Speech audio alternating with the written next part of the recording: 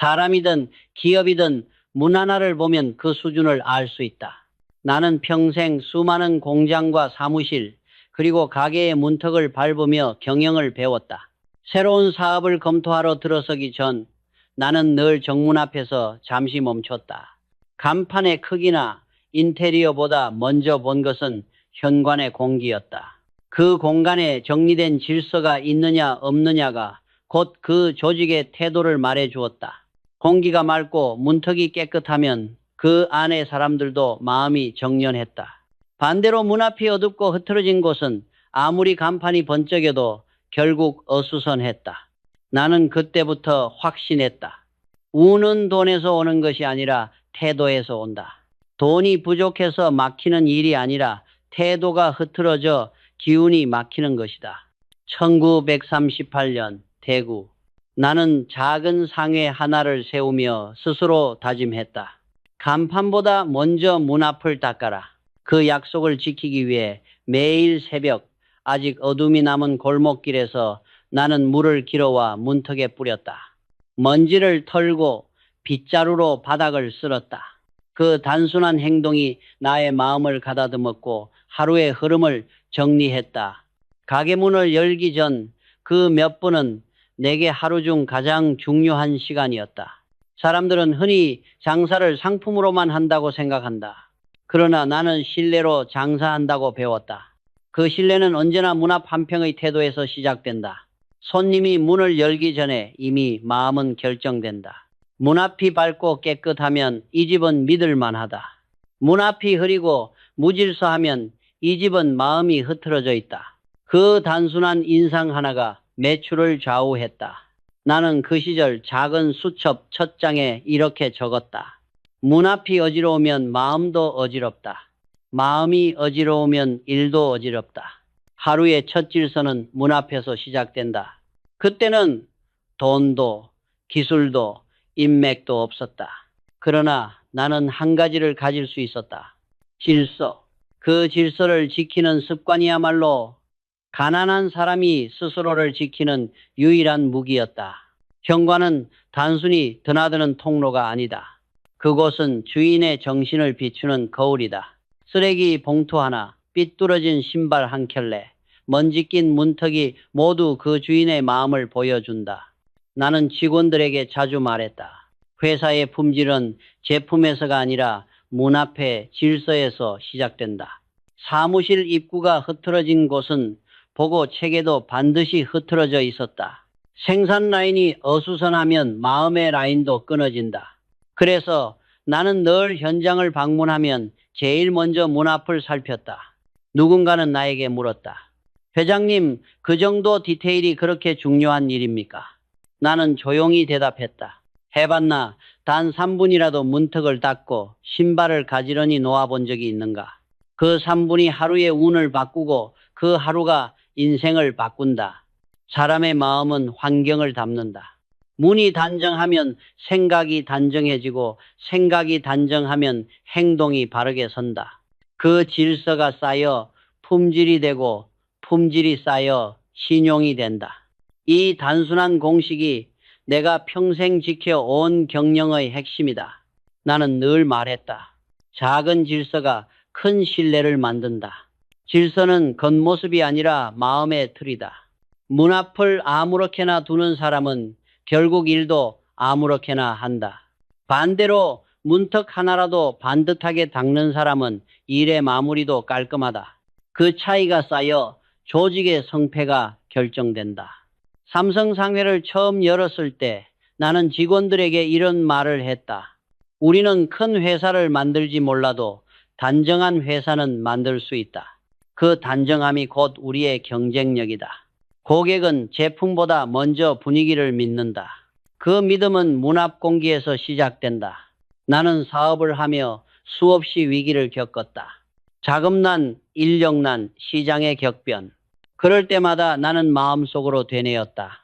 먼저 문 앞을 닦아라. 눈앞의 문제보다 중요한 것은 마음의 질서다. 문을 닦으며 숨을 고르고 나면 머릿속의 혼란도 함께 정리되었다. 그 작은 습관이 평생 나를 지탱했다. 사람들은 종종 묻는다. 성공의 비결이 무엇입니까? 나는 거창한 답을 하지 않는다. 문 앞을 단정히 하라. 그 문이 곧 인생의 방향이다. 현관은 돈이 드나드는 통로가 아니라 운이 드나드는 관문이다. 그 문을 다스릴 줄 아는 사람이 인생을 다스린다. 낮게 다스린 문이 결국 크게 여는 인생이 된다. 나는 그 사실을 수십 년 동안 몸으로 배웠다. 기업의 규모보다 더 중요한 것은 태도의 깊이다. 문 하나를 정리하는 습관이 결국 회사를 정리하고 인생을 바로 세운다. 그것이 내가 평생 품질 제의를 외칠 수 있었던 이유이며 오늘의 삼성을 만든 가장 단순하고도 확실한 원칙이었다. 1938년 대구, 나는 삼성상회라는 이름을 걸고 작은 가게를 열었다. 그때는 자본도 인맥도 없이 그저 젊은 패기 하나로 시작했지만 나는 매일 가게의 문 앞을 쓸고 닦으며 스스로에게 말했다.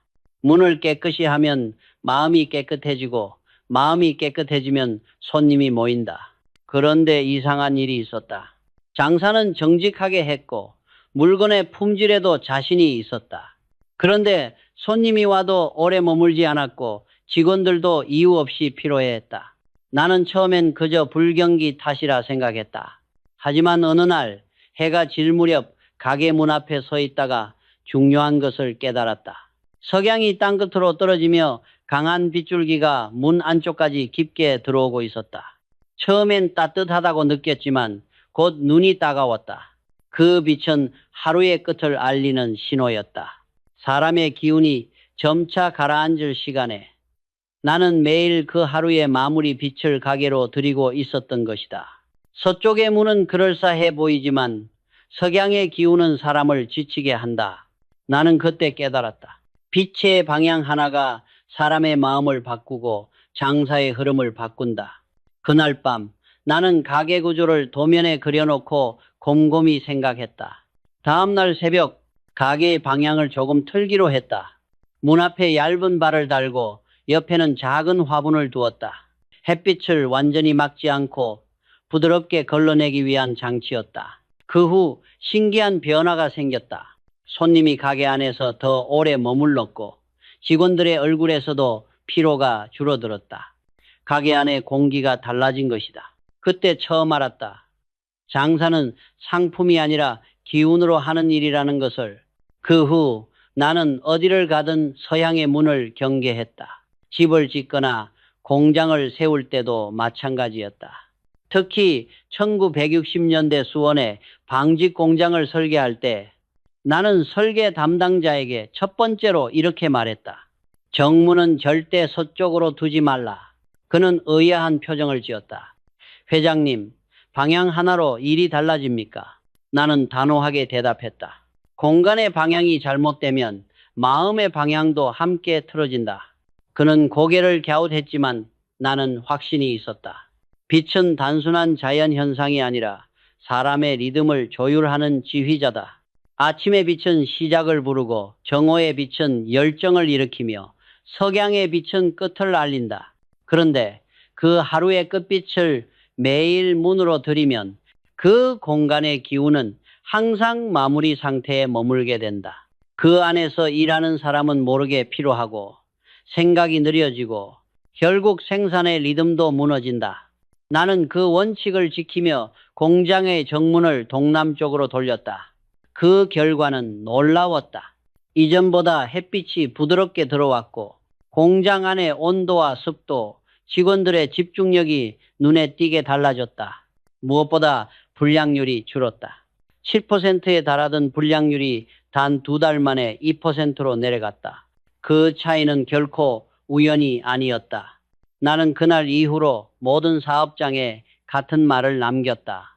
햇빛을 다스릴 줄 모르면 사람도 다스릴 수 없다. 사람의 마음은 빛의 방향을 따른다. 아침에 눈을 뜨고 문을 열 때 그 문이 밝은 쪽을 향하고 있으면 마음도 함께 열린다. 하지만 석양이 비추는 문은 사람의 의욕을 서서히 식힌다. 그래서 나는 늘 동쪽의 문을 선호했다. 동쪽은 새 시작의 기운, 생명과 성장의 방향이었다. 반면 서쪽은 마무리의 기운, 정지와 피로의 방향이었다. 이 단순한 자연의 이치를 알면 인생의 길도 달라진다. 물론 모든 집과 사무실의 문을 마음대로 바꿀 수는 없다. 하지만 방향을 바꿀 수 없다면 빛을 다스릴 수는 있다. 얇은 커튼, 대나무 발, 혹은 낮은 화분 하나면 충분하다. 그건 인테리어가 아니라 기운을 조율하는 장치다. 사람은 돈으로 공간을 꾸미지만 복은 질서와 조화 속에서 머문다. 나는 평생 사업을 하며 품질을 외쳤다. 그 품질은 단순히 제품의 완성도를 뜻하지 않는다. 사람의 삶, 마음의 태도, 공간의 질서까지 포함한 품질이었다. 문 앞의 빛을 바로잡는 일도 그 품질의 일부였다. 왜냐하면 환경이 사람을 만들고 사람이 품질을 만든다는 사실을 나는 수없이 보았기 때문이다. 그 후로도 나는 공장이나 연구소를 방문할 때면 늘 같은 질문을 했다. 이곳의 햇빛은 어느 방향으로 들어옵니까? 사람들은 처음엔 그 질문을 이해하지 못했다. 그러나 시간이 지나면 모두 고개를 끄덕였다. 빛이 바뀌면 사람의 표정이 달라지고 그 표정이 다시 공간의 분위기를 바꾼다. 빛의 방향 하나가 결국 회사의 기운을 만든다. 나는 지금도 이렇게 말한다.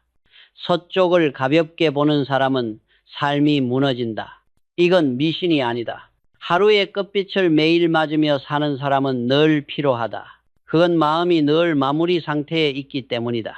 반대로 아침빛을 맞으며 사는 사람은 언제나 새 출발의 기운을 얻는다. 그 차이가 바로 삶의 활력이다. 사람들은 복을 찾기 위해 먼 곳을 헤맨다. 그러나 나는 말하고 싶다. 복은 언제나 문 앞의 빛에서 시작된다.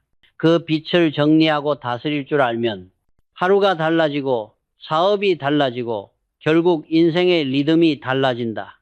나는 평생 그 단순한 진리를 믿었다. 공간을 다스리는 자가 운을 다스린다.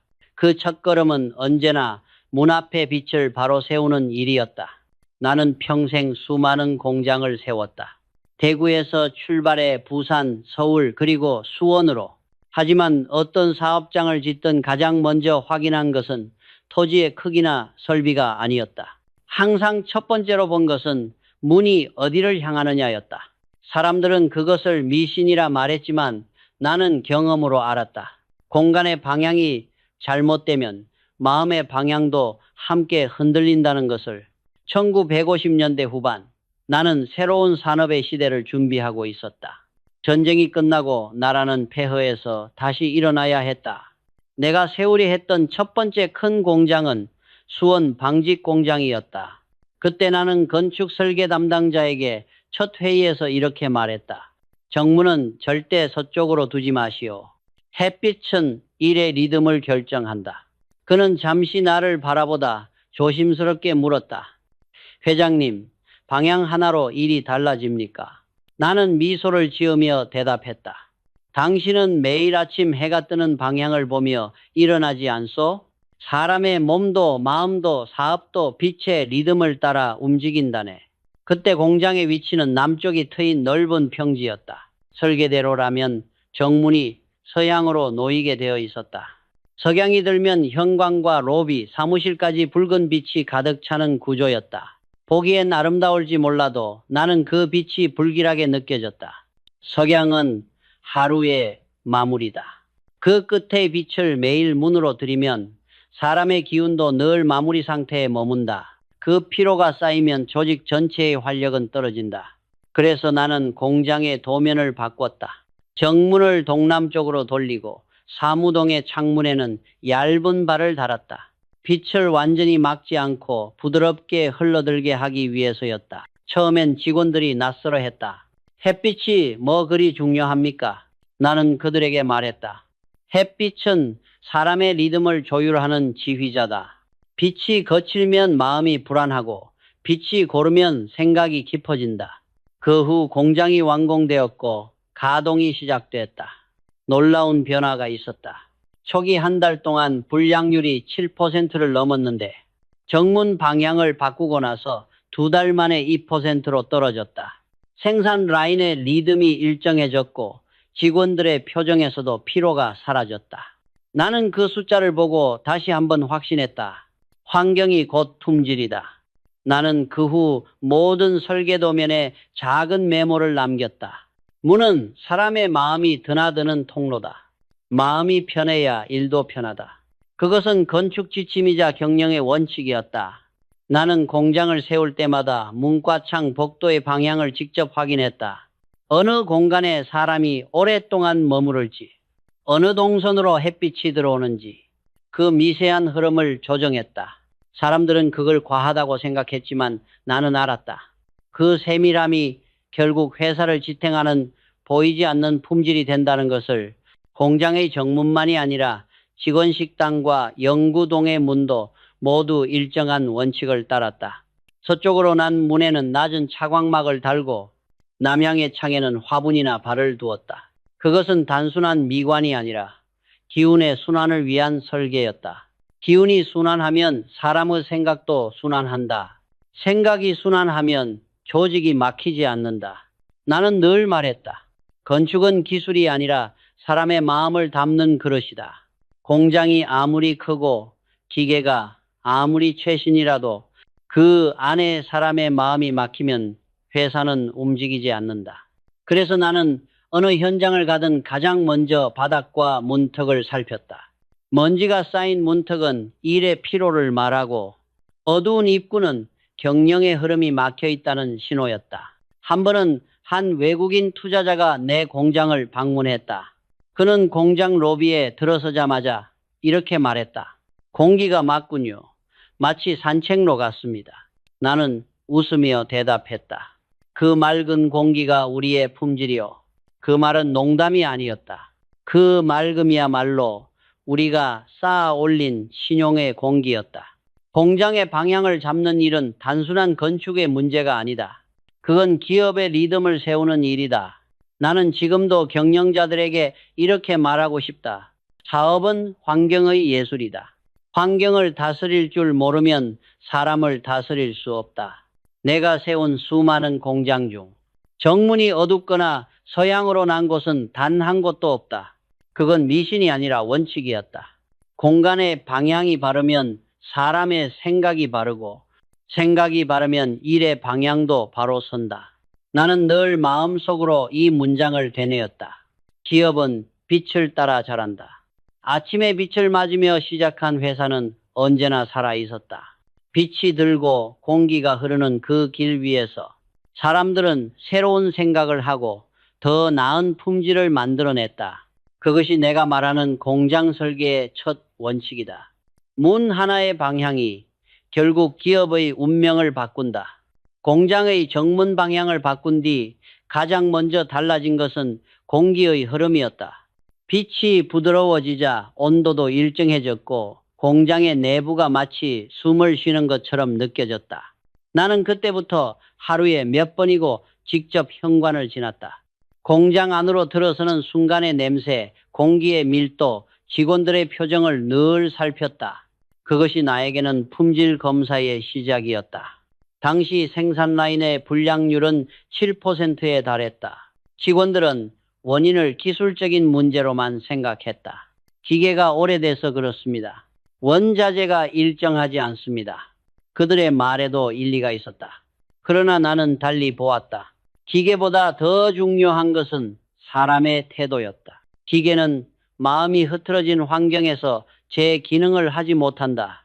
나는 며칠간 공장을 돌며 세밀하게 관찰했다. 작업대 위에 먼지, 정리되지 않은 도구함, 흐트러진 신발, 이 작은 어지러움이 바로 불량의 씨앗이었다. 사람은 자신이 서 있는 자리를 담는다. 작업 공간이 어지러우면 생각도 어지럽고 그 어지러움이 손끝으로 전해져 품질을 흔든다. 그래서 나는 모든 작업 반장에게 지시했다. 오늘부터 공장의 첫 공정은 청소다. 먼저 바닥을 닦고 작업대를 정리하라. 그 말을 들은 몇몇은 의아해했다. 회장님, 지금은 생산이 급한데 청소가 먼저입니까? 나는 단호히 말했다. 먼지가 쌓인 공간에선 복도 쌓이지 않는다. 기계의 기름때보다 무서운 건 사람의 게으름이다. 그 지시 이후 공장의 분위기는 천천히 바뀌기 시작했다. 아침마다 직원들이 10분씩 현관을 쓸고 작업대 위를 정리하고 도구를 제자리에 두었다. 처음엔 귀찮아했지만 어느새 그것이 자연스러운 의식이 되었다. 그 단정한 리듬이 사람들의 마음을 정리했다. 한 달이 지나자 숫자가 달라졌다. 불량률이 7%에서 4%로 떨어졌다. 나는 숫자보다 사람들의 눈빛을 더 주의 깊게 보았다. 그 눈빛에는 자부심이 깃들어 있었다. 우리 손으로 바꿨다는 자각이 생긴 것이다. 그리고 2달 후 불량률은 2%까지 내려갔다. 그건 단순히 기술의 성과가 아니라 기운의 정리였다. 나는 그때 느꼈다. 환경의 질서가 곧 인간의 품질이다. 사람은 환경 속에서 자신을 닮아간다. 공장의 문이 단정하면 마음이 가지런해지고 작업장이 깨끗하면 생각이 명확해진다. 이 단순한 질서가 결국 기업의 신용을 만든다. 그 무렵 나는 아침마다 공장 입구에 섰다. 직원들이 들어올 때마다 가볍게 인사를 건넸다. 좋은 아침입니다. 오늘도 문 앞이 봤군요. 그 인사는 단순한 예의가 아니었다. 그것은 하루의 질서를 세우는 신호였다. 한 번은 한 젊은 직원이 말했다. 회장님, 이제 아침에 문 앞이 어질러져 있으면 기분이 이상합니다.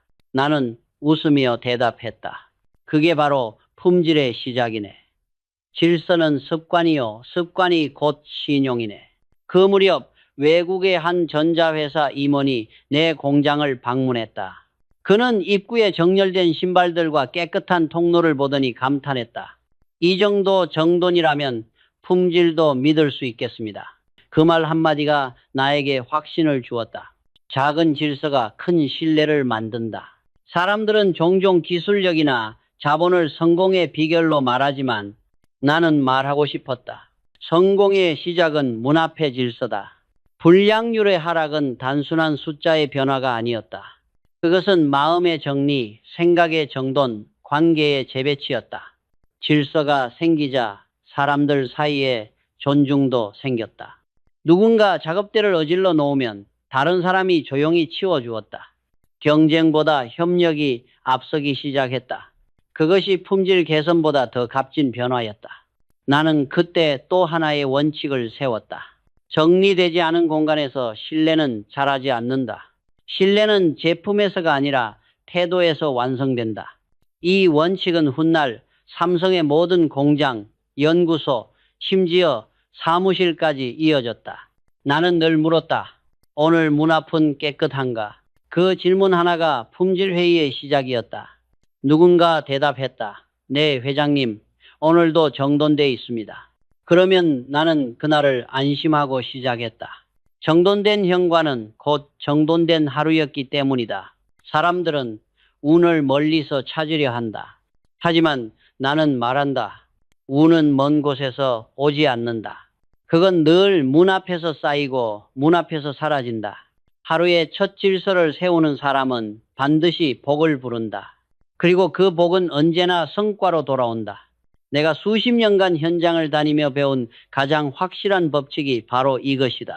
빛을 다스리고 공기를 정리하며 문을 닦는 일. 이 세 가지가 모이면 조직은 저절로 움직인다. 나는 그 단순한 진리를 믿었다. 기계보다 사람을, 사람보다 마음을 먼저 바로 세우는 것. 그것이 불량률 7%를 2%로 만든 진짜 이유였다. 나는 평생 기업을 하며 수많은 사람을 만났다. 그중에는 큰 돈을 벌었지만 오래가지 못한 이들도 있었고 적은 자본으로도 꾸준히 성장한 사람들도 있었다. 그 차이는 단 하나, 태도였다. 특히 나는 그들의 현관을 보면 모든 걸 알 수 있었다. 한 번은 대구에서 삼성상해를 운영하던 시절이었다. 하루는 거래처에서 새벽 일찍 물건을 받으러 오겠다고 했다. 그날따라 나는 가게 정리를 미루었다. 내일 아침에 하면 되겠지. 그 작은 게으름이 화근이었다. 아침 일찍 찾아온 거래처 대표가 문 앞을 보더니 미소를 지었다. 이병철 사장도 이런 모습이 있군요. 그때 문 앞에는 전날의 쓰레기 봉투가 그대로 놓여 있었다. 그 한마디가 내 마음을 깊이 찔렀다. 그날 이후 나는 철저히 원칙을 세웠다. 삼성상의 문 앞에는 절대 쓰레기가 있어서는 안 된다. 그건 단순히 보기 좋으라고 세운 규칙이 아니었다. 현관은 주인의 마음을 비추는 거울이다. 거기에 쓰레기가 놓여 있다는 건 주인이 아직 마음속 불필요한 것들을 버리지 못했다는 뜻이다. 한 번의 게으름은 큰 문제가 아닌 것처럼 보인다. 하지만 그 오늘만 쌓이면 습관이 되고 그 습관은 결국 신용을 무너뜨린다. 나는 이 원칙을 단 하루도 어기지 않았다. 매일 아침 문을 열기 전 반드시 문 앞을 살폈다. 비가 오든 눈이 오든 상관없었다. 손님이 오기 전에 먼저 나 자신을 정리해야 한다는 신념 때문이었다. 사람은 누구나 하루 중 한순간 게을러진다. 지금은 괜찮겠지. 하지만 그 한순간이 결국 인생의 방향을 바꾼다. 게으름은 돈보다 무섭다. 왜냐하면 한번 익숙해지면 다시는 긴장감 있는 삶으로 돌아갈 수 없기 때문이다. 나는 늘 직원들에게 이렇게 말했다. 게으른 하루는 운을 막는 벽이 된다. 밤에 문 앞을 정리하지 않으면 아침에 신선한 기운이 그 문턱에서 멈춘다. 그게 바로 내가 말하는 운의 질서다. 운은 하늘에서 떨어지는 것이 아니라 깨끗한 공간을 통해 흘러 들어온다. 수원 공장을 운영할 때도 마찬가지였다. 야간 근무를 마친 직원들이 퇴근할 때면 입구 근처에 쓰레기를 그대로 두고 가는 경우가 있었다. 나는 어느 날 새벽 직접 현관으로 나갔다. 그리고 말없이 그 쓰레기를 치웠다. 다음 날 아침 회의에서 나는 이렇게 말했다. 이 공장의 쓰레기는 단순한 폐기물이 아니다. 그건 우리가 오늘 하루 얼마나 집중했는지를 보여주는 증거다. 그날 이후 아무도 쓰레기를 방치하지 않았다. 작은 행동 하나가 사람들의 마음가짐 전체를 바꾸었다. 그 변화는 숫자로도 나타났다. 생산성이 높아졌고 사고가 줄었다. 사람들은 말로는 품질을 외쳤지만 실제로 품질을 만드는 것은 그런 습관의 질서였다. 나는 종종 이렇게 말했다. 신용은 돈으로 쌓지 않는다. 습관으로 쌓는다. 현관의 쓰레기를 미루는 습관은 곧 내일로 신용을 미루는 행동이다. 겉으로는 나중에 정리하겠다는 말이지만 실상은 지금은 대충 살겠다는 선언이다. 기업도 인생도 결국 지금의 태도로 평가받는다. 현관의 쓰레기 봉투는 단순한 비닐이 아니다. 그건 집주인의 마음 상태를 보여주는 지표다. 그 봉투가 늘 문 앞에 있다면 그 집의 기운은 이미 정체되어 있고 그 주인의 의욕도 막혀 있을 가능성이 높다. 그래서 나는 늘 강조했다. 한밤의 게으름은 아침의 운을 막는다. 밤에 문 앞을 정리하는 5분, 그 짧은 시간이 다음 날의 운을 연다. 해봤나? 잠들기 전에 현관문 앞을 한번 둘러보라. 비닐봉투 하나라도 남아있다면 그건 내일의 기운을 막는 벽일지도 모른다. 그 봉투를 치우는 순간 당신은 이미 내일을 준비한 사람이다.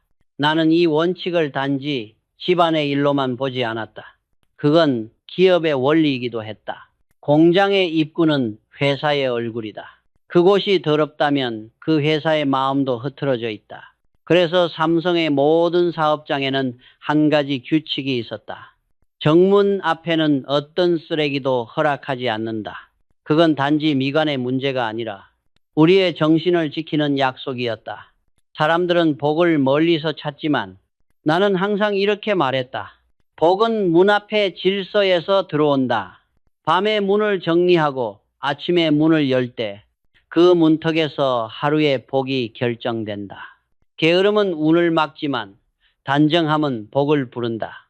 나는 수십 년 동안 그 진리를 지켜왔다. 아무리 큰 위기 속에서도 나는 늘 새벽에 문 앞을 닦았다. 그 빛나는 문턱 하나가 내 마음의 중심이었고 그 중심이 오늘의 삼성을 세웠다.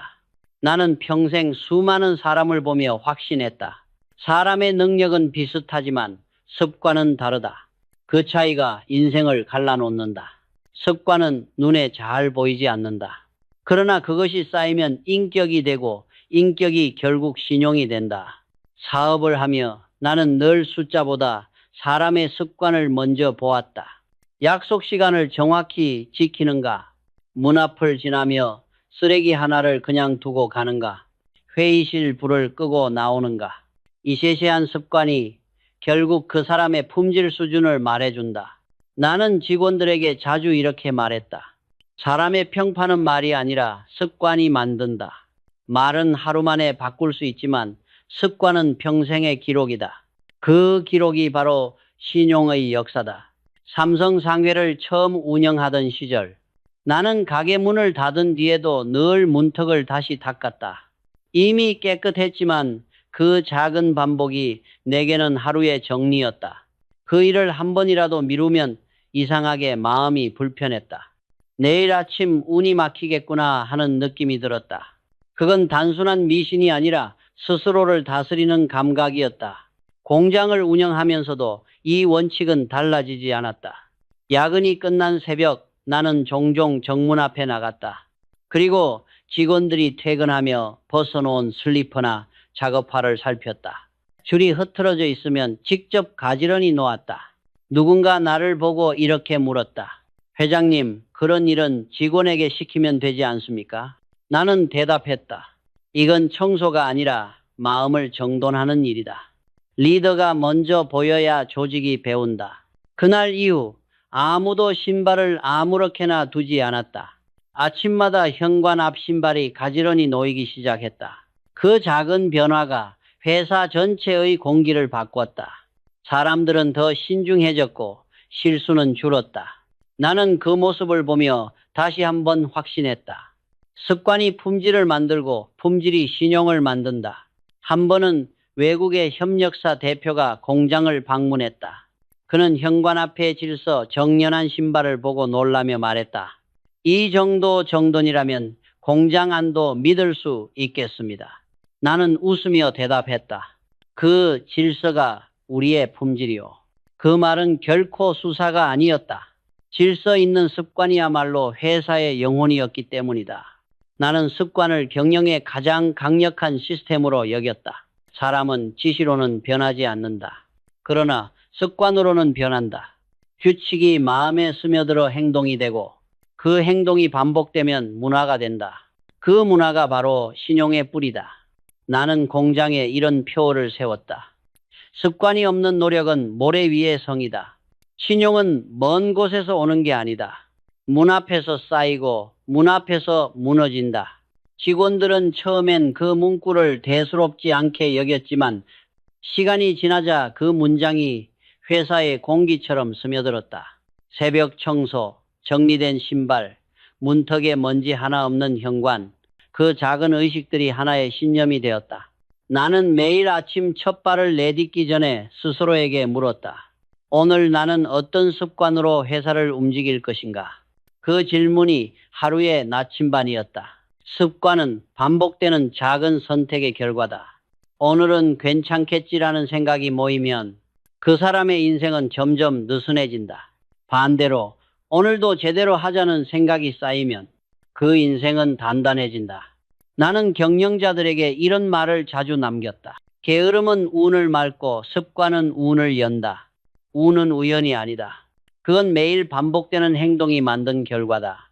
아침마다 문 앞을 닦는 사람에게 복이 들어오고 하루를 대충 넘기는 사람에게는 운도 비켜간다. 삼성의 위기가 닥칠 때마다 나는 거창한 대책보다 기본으로 돌아가는 것을 선택했다. 청소, 정리, 시간, 약속, 인사, 그 기본들이 무너지면 어떤 시스템도 소용없다. 습관이 바로 기업의 체력이다. 나는 지금도 이렇게 말하고 싶다. 사람은 능력으로 평가받지만 결국 습관으로 신뢰받는다. 말이 아닌 습관이 그 사람의 진짜 실력이다. 한 번의 게으름이 신용을 무너뜨리고 한 번의 정돈이 복을 부른다. 그 단순한 진리를 아는 사람이 결국 오래간다. 나는 젊은 시절부터 하루의 끝마다 이렇게 메모했다. 오늘의 습관이 내일의 운명을 만든다. 그 문장을 잊지 않고 살았다. 기업도 사람도 운도 모두 습관에서 시작된다. 그 습관의 질이 곧 인생의 품질이다. 그리고 그 품질이 신용이 된다. 그것이 내가 평생 배운 가장 확실한 경영의 법칙이었다. 나는 평생 수많은 사람을 만나며 한 가지 법칙을 보았다. 신발이 흐트러진 사람은 대체로 마음이 흐트러져 있다. 처음 삼성상회를 운영하던 시절 가게에 들어올 때마다 가장 먼저 눈에 들어온 것은 상품이 아니라 직원들의 신발이었다. 누가 자신의 신발을 어떻게 벗어두는가, 그 모습이 그 사람의 태도였다. 나는 직원들을 모아 조용히 말했다. 신발이 가지런해야 마음이 가지런하다. 신발을 정리하는 습관이 일을 정리하는 습관으로 바뀐다. 처음엔 다들 대수롭지 않게 들었다. 그러나 며칠 뒤 가게의 공기가 달라졌다. 신발이 정돈되자 공간이 정리되고 사람들의 표정이 달라졌다. 나는 그때 깨달았다. 질서는 공간의 문제가 아니라 마음의 리듬이다. 사람은 하루에도 수십 번 신발을 벗고 신는다. 그 반복 속에서 자신의 태도가 드러난다. 무심히 던져놓는 사람은 대체로 일도 무심하게 한다. 반대로 신발을 반드시 놓는 사람은 일의 마무리도 정확하다. 세월이 흘러 수원방직 공장을 세웠을 때도 나는 이 원칙을 그대로 적용했다. 현관 옆에는 직원들이 갈아 신는 작업화와 슬리퍼가 줄지어 놓였다. 어느 날 출근길에 그 줄이 엉망으로 뒤섞여 있는 걸 보았다. 그날 생산량은 평소보다 20%나 떨어졌다. 우연일까? 나는 그렇지 않다고 확신했다. 공간의 질서가 흐트러지면 사람의 집중도 흐트러진다. 그 미세한 변화가 라인의 속도와 품질까지 영향을 준다. 그래서 나는 현관 옆에 작은 표지판을 세웠다. 신발을 가지런히 놓는 사람은 하루를 가지런히 시작한다. 직원들은 처음엔 그 문구를 그저 장식으로 생각했다. 하지만 시간이 지나면서 그 문장이 공장 전체의 문화가 되었다. 작업이 시작되기 전 누구나 신발을 정리하고 자리를 잡는 습관이 생겼다. 그 순간부터 공장의 분위기가 달라졌다. 아침마다 정리된 신발줄이 빛처럼 공장 바닥을 채웠고 그 단정한 풍경이 직원들의 마음에도 질서를 심었다. 한 번은 일본의 한 전자회사 임원이 우리 공장을 방문했다. 그는 입구에서 잠시 멈추더니 이렇게 말했다. 이 정도의 정돈이라면 공장 안의 품질도 믿을 수 있겠습니다. 그 말이 나에게 큰 확신을 주었다. 작은 질서가 큰 신뢰를 만든다. 외국인 방문객의 눈에도 보일 정도로 우리의 질서는 이미 문화가 되어 있었다. 그 후로 나는 삼성의 모든 사업장에 이 원칙을 적용했다. 사무실이든 공장이든 현관 앞 신발줄이 흐트러지면 그날의 회의도 흐트러졌다. 그래서 나는 매일 아침 첫 보고를 받을 때 이렇게 물었다. 오늘 신발은 가지런한가? 사람들은 웃었지만 나는 진심이었다.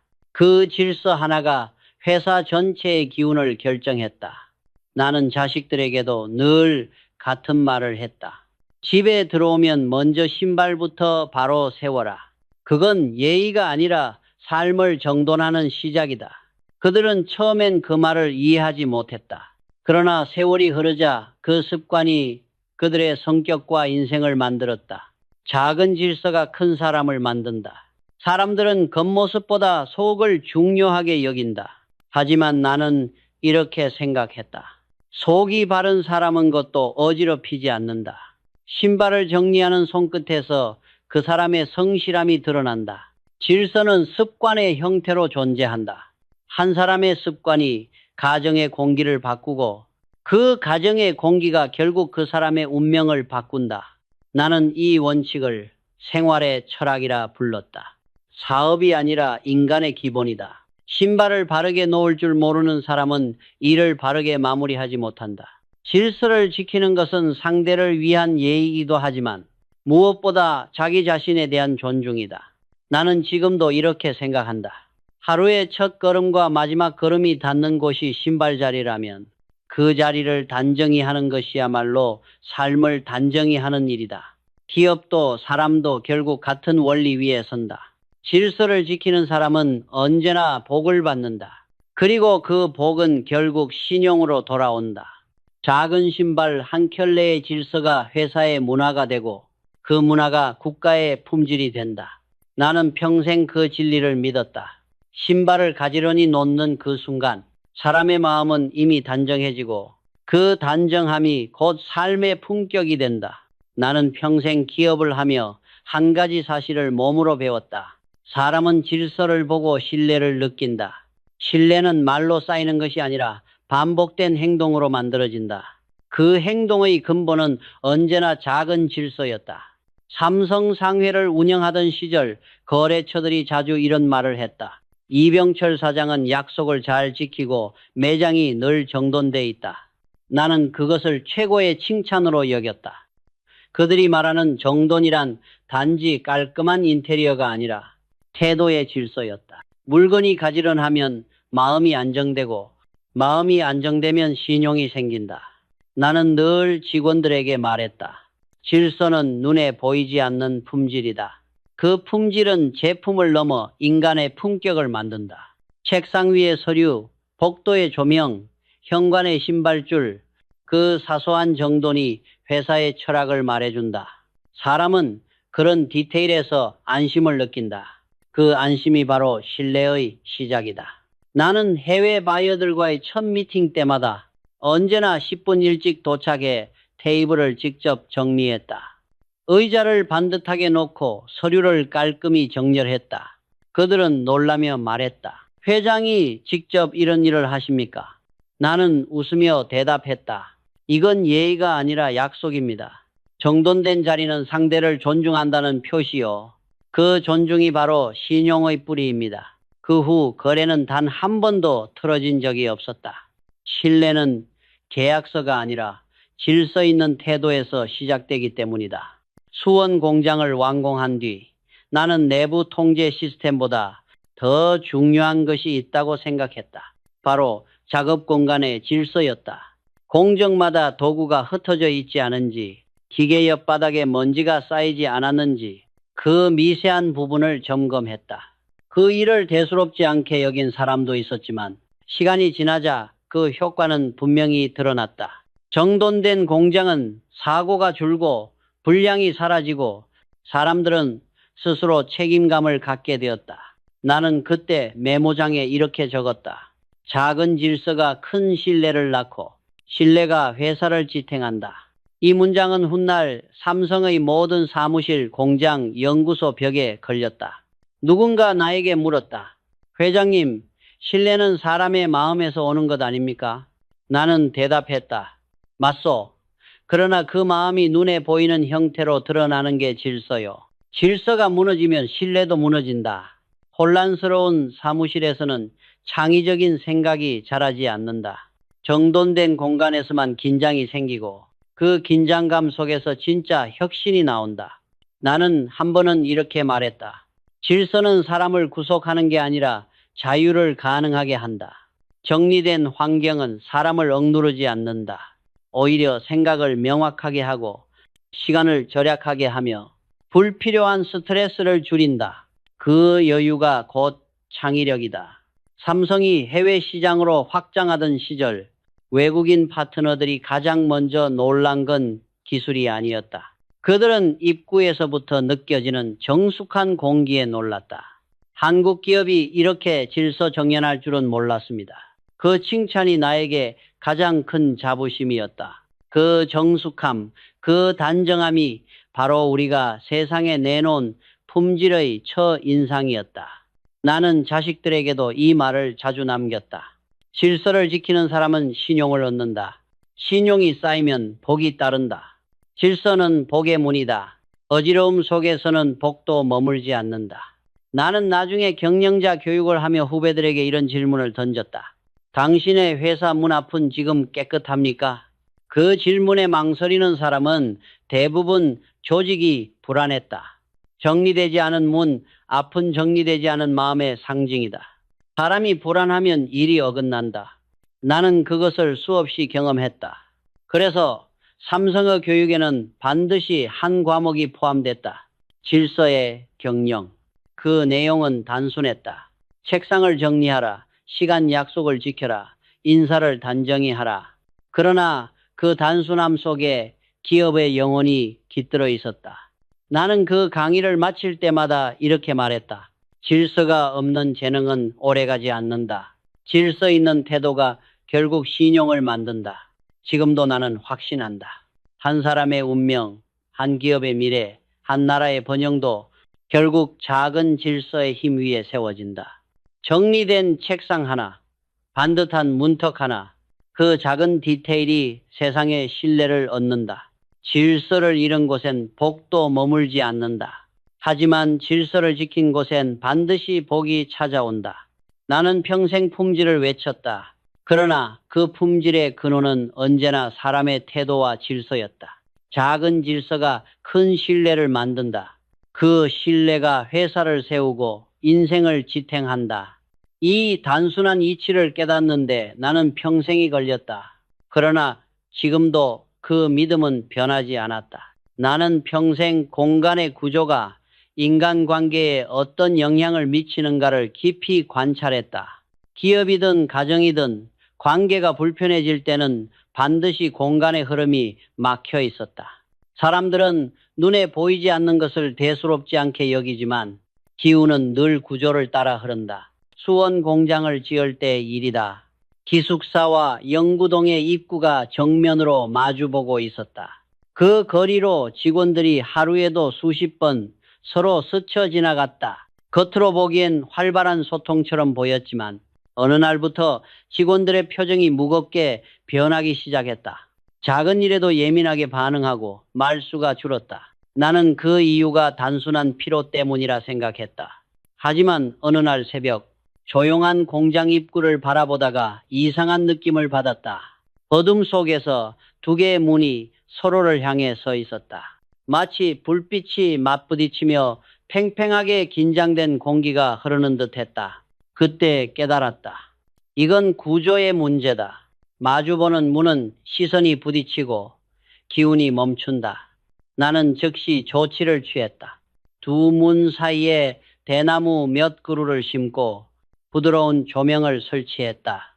그건 단순한 장식이 아니라 기운의 흐름을 완화시키는 완충 장치였다. 며칠 후 놀라운 변화가 일어났다. 직원들의 얼굴에 미소가 돌아왔고 대화가 다시 자연스러워졌다. 서로 마주쳐도 불편하지 않고 오히려 인사를 건네는 문화가 생겼다. 그때 나는 확신했다. 기운을 막는 게 아니라 부드럽게 나누는 것. 그것이 현명한 관리다. 집도 마찬가지다. 이웃집 현관이 내 현관과 정면으로 마주보고 있다면 그 시선이 매일 부딪히게 된다. 그건 눈에 보이지 않는 긴장이다. 처음엔 아무렇지 않지만 시간이 지나면 불편함이 쌓인다. 서로 이유 없이 예민해지고 대화가 줄고 마음이 멀어진다. 나는 사람들에게 종종 이렇게 말했다. 관계가 멀어지는 이유 중 절반은 공간 때문이다. 말이 적어진 곳에는 반드시 시선의 불편함이 있었다. 이럴 때 필요한 건 거창한 공사나 돈이 아니다. 작은 변화면 충분하다. 문 앞에 화분 하나, 바람막이 혹은 얇은 천 한 장, 그 작은 장치가 두 시선을 부드럽게 나누어 준다. 그건 시선을 막는 것이 아니라 서로의 마음을 편하게 하는 완충의 예의다. 나는 경영에서도 같은 원칙을 적용했다. 부서와 부서, 팀과 팀의 관계에서도 너무 가까우면 충돌하고 너무 멀면 단절된다. 그래서 나는 늘 말했다. 조직의 관계는 적당한 거리의 예술이다. 너무 붙으면 오해가 생기고 너무 떨어지면 신뢰가 식는다. 그 균형을 유지할 줄 아는 조직이 오래 간다. 나는 그 균형을 존중의 거리라 불렀다. 존중은 단순한 예의가 아니다. 그건 상대의 기운을 침범하지 않는 지혜다. 내가 본 많은 실패한 경영자들은 항상 가까움의 함정에 빠져 있었다. 직원에게 과도하게 개입하고 모든 일을 직접 통제하려 했다. 그런 조직은 처음엔 빠르게 움직이지만 곧 사람들의 마음이 지쳐버린다. 너무 가까운 관계는 결국 피로를 낳는다. 반대로 서로 간의 거리를 적당히 유지하면 긴장 속에서도 따뜻함이 흐른다. 그 긴장감이 조직을 살리고 관계를 단단하게 만든다. 그것이 내가 말하는 관계의 풍수다. 나는 이렇게 생각한다. 마주보는 문은 시선이 부딪히지만 옆으로 선문은 마음이 흐른다. 이 말은 건축에도 인간관계에도 경영에도 통한다. 회사의 입구, 가정의 현관, 혹은 사람 사이의 대화에도 공간의 완충이 필요하다. 그 완충이 바로 신뢰의 숨이다. 어느 날 한 기자가 나에게 물었다. 회장님, 삼성의 조직이 오랫동안 흔들리지 않은 이유가 무엇입니까? 나는 이렇게 대답했다. 우리는 가까워질 줄도 알고 멀어질 줄도 알았다. 그 말의 뜻은 간단하다. 관계의 거리를 이해하는 사람만이 사람을 오래 이끌 수 있다는 뜻이다. 나는 지금도 아침마다 문을 열기 전 정면의 시선을 한번 확인한다. 그 시선이 편안하면 그날의 운이 순조롭고 거슬리면 그날의 일도 삐걱댄다. 만약 조금이라도 답답하게 느껴진다면 화분 하나라도 놓아보라. 그 순간 공간이 부드러워지고 마음도 편안해진다. 인생이란 결국 수많은 문이 마주보는 과정이다. 사람과 사람, 마음과 마음, 회사와 세상이 서로 시선을 주고받는다. 그 시선을 다스릴 줄 아는 사람이 진짜 리더다. 나는 그 사실을 공장의 문 앞에서 배웠다. 마주보는 현관을 부드럽게 바꾼 그날, 삼성의 관계도 사람들의 마음도 함께 바뀌었다. 나는 평생 경영을 하며 인간관계의 본질은 거리 조절에 있다는 것을 배웠다. 너무 가까우면 숨이 막히고 너무 멀면 마음이 식는다. 모든 관계는 이 두 지점 사이에서 흔들린다. 기업의 리더든 가족의 가장이든 결국 중요한 건 조율의 기술이다. 나는 공장을 세우거나 조직을 운영할 때마다 늘 같은 원칙을 세웠다. 가까이 하되 간섭하지 말라. 멀리 하되 무관심하지 말라. 이 말은 나 자신에게도 모든 임원들에게도 적용되는 원칙이었다.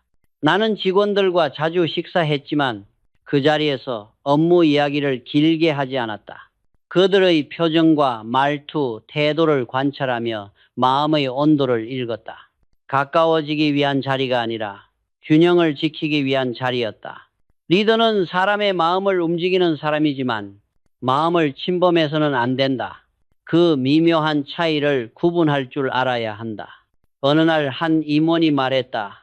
회장님, 직원들과 거리를 두면 그들이 멀어지지 않겠습니까? 나는 대답했다. 거리는 멀리 하는 게 아니라 조율하는 것이네. 가까이 다가가야 할 때가 있고 물러서야 할 때가 있지. 그건 단순히 관계의 기술이 아니라 인간을 존중하는 철학이었다.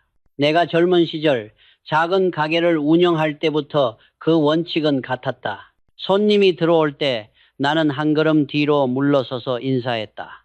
그 짧은 거리에서 손님은 편안함을 느꼈고 나는 그들의 표정을 더 정확히 읽을 수 있었다. 그때 알았다. 신뢰는 거리에서 자란다.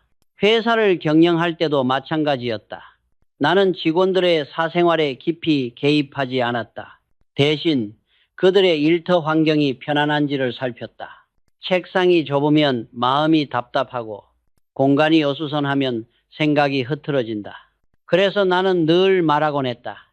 사람의 거리를 조율하기 전에 먼저 공간의 거리를 조율하라. 삼성의 공장 설계에는 항상 이 원칙이 반영됐다. 회의실과 사무실, 식당과 복도, 각 공간 사이에는 항상 적당한 간격이 있었다. 너무 붙지 않게, 그렇다고 너무 멀지도 않게. 그 간격이 사람들에게 숨 쉴 틈을 주었다. 그 틈에서 대화가 생기고 대화 속에서 아이디어가 자랐다. 나는 이걸 리듬의 경영이라 불렀다. 사람과 사람 사이의 거리는 음악의 박자와 같다. 빠르기만 하면 피로하고 느리기만 하면 무기력하다. 그 사이의 박자를 맞춰주는 것이 리더의 역할이다. 회사는 오케스트라와 같다. 각자가 제 소리를 내되 리더는 전체의 조화를 지켜야 한다. 그 조화의 핵심은 권력이 아니라 조율의 감각이다. 나는 종종 임원들에게 이런 말을 했다. 소리를 높이는 사람은 많지만 소리를 맞추는 사람은 드물다. 리더는 결정을 내리는 사람이 아니라 사람의 에너지를 맞추는 사람이어야 한다. 그게 내가 생각하는 진짜 경영이다. 가정도 마찬가지다.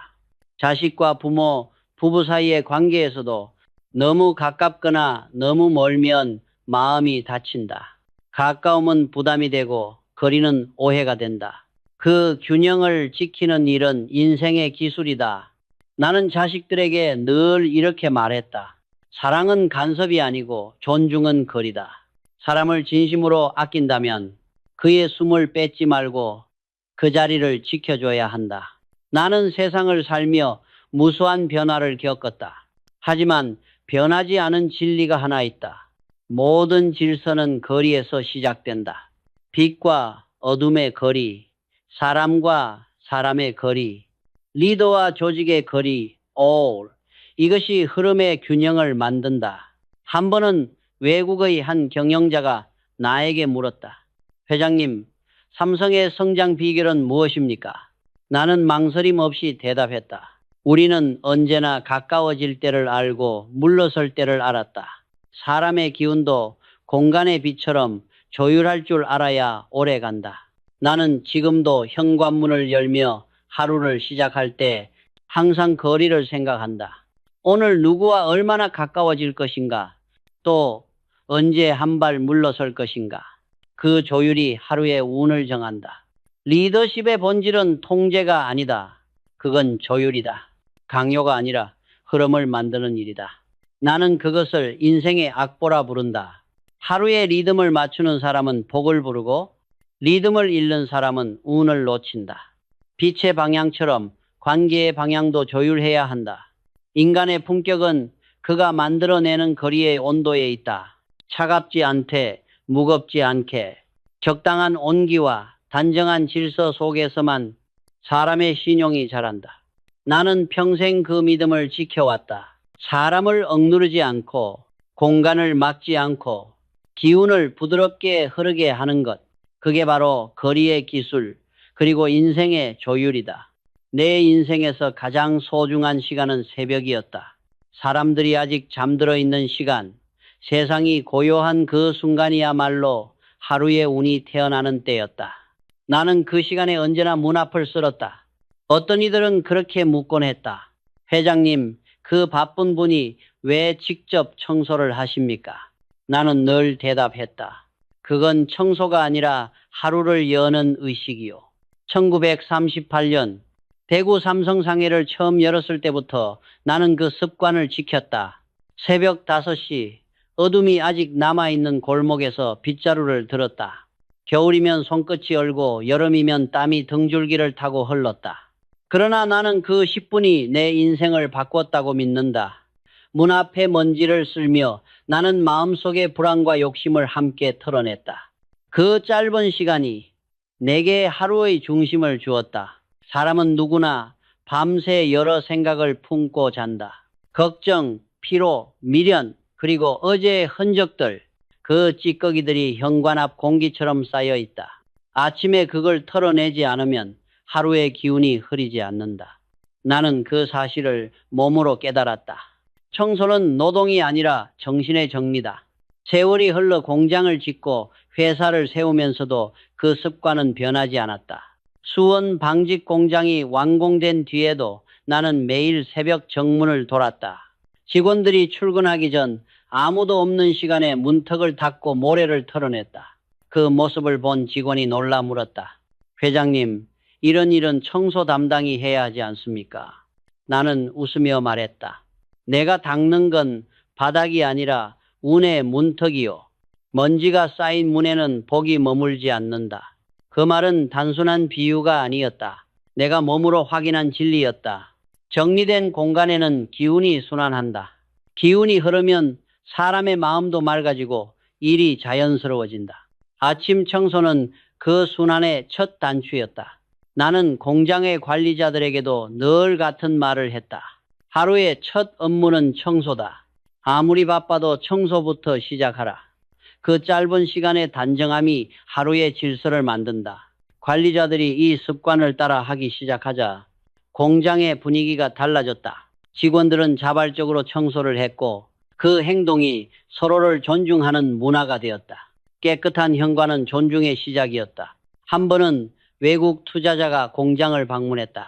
그는 내가 새벽에 빗자루를 들고 있는 모습을 보고 놀라며 말했다.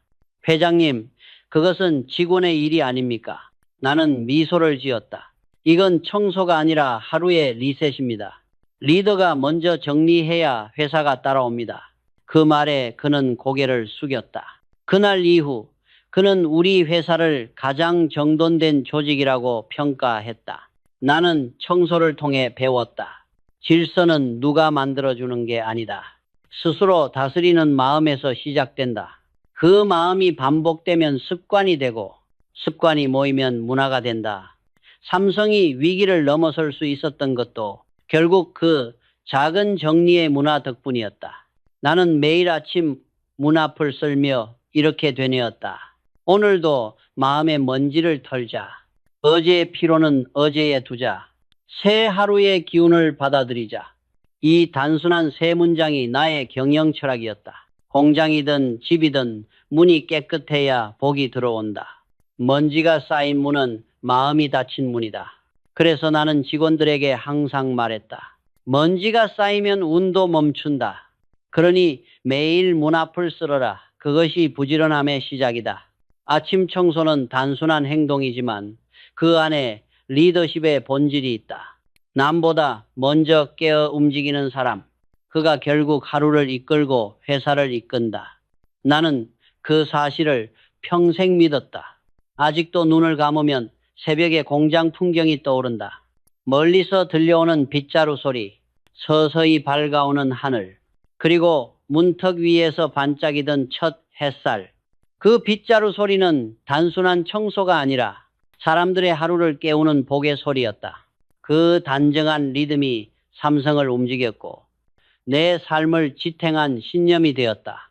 나는 지금도 이렇게 말한다. 아침의 청소는 하루의 복을 부르는 기도다. 우는 준비된 마음에만 머문다. 그 준비는 먼지 없는 문턱에서 시작된다. 나는 평생 기업을 경영하며 수많은 결정을 내렸다. 공장을 짓고 사람을 뽑고 시장을 선택하는 일. 그러나 돌이켜보면 그 모든 선택의 중심에는 언제나 한 가지 철학이 있었다.